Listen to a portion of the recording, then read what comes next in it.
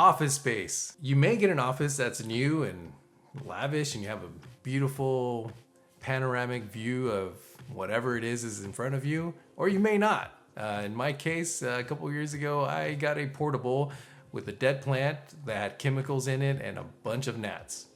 It was gross. However, I do not have that right now. I have an amazing office with huge windows, 2 workspaces, chairs for kids to come in and hang out, my own desk to table to assess. It's nice. I'm not gonna lie. I am completely spoiled and I love it. And I am very grateful for it. It was never that way before, but I am spoiled and enjoying it.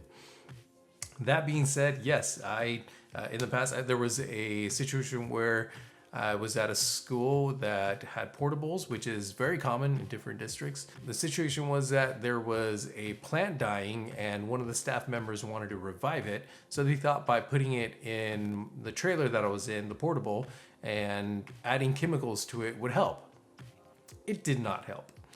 This plant still was dying, and now the chemicals brought in a bunch of gnats. So overnight, the next morning I didn't pay attention, and I came to work and there's this smell, and I couldn't understand why this smell going on. I didn't check, I guess, good enough, but it started to smell, and so my portable started to smell for weeks on end, and finally the plant was removed, and I didn't complain. It's just they took it out. So I should have complained, but yeah, it happens. You know, some people I've heard have had closets or have had just like horrible situations, or they're sharing office space, and that can be a little tricky. So again, like it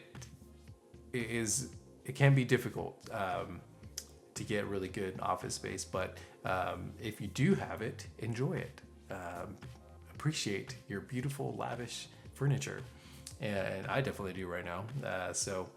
But the room that I was in, you know, it had folding tables for IEP meetings. It had the folding chairs for parents to come in and sit on, and you know, it wasn't ideal. And I had an intern, and you know, she had a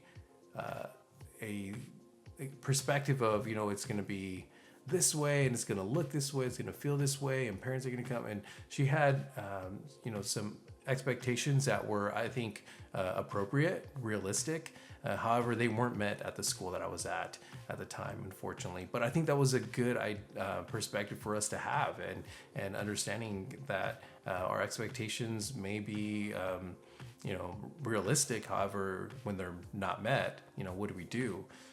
And so, you know, I've come to know that when I go into a new school, I typically ask, you know, is there a quiet room with a desk where I could put my laptop on, a filing cabinet, and a table to test? And I've narrowed it down to that because I know that I may not get my expectations met.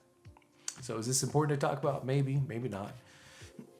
But one thing I definitely want to know is that if our expectations when we enter schools is not met, will that change the way we serve children? And I hope that despite the comfort level, I hope that we're still willing to serve children day in, day out.